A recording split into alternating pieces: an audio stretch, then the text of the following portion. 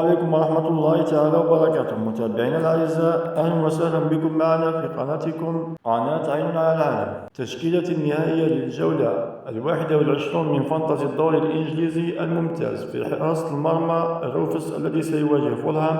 في خط الدفاع جابرييل وتيمبر اللذان سيواجهان توتنهام، وموكيلي في مواجهة فولهام. في خط الوسط بيمو في مواجهة إيفرتون، ديكلان رايس في مواجهة توتنهام، سيمينيو في مواجهة نيوكاسل، وروجرز في مواجهة ليدز يونايتد.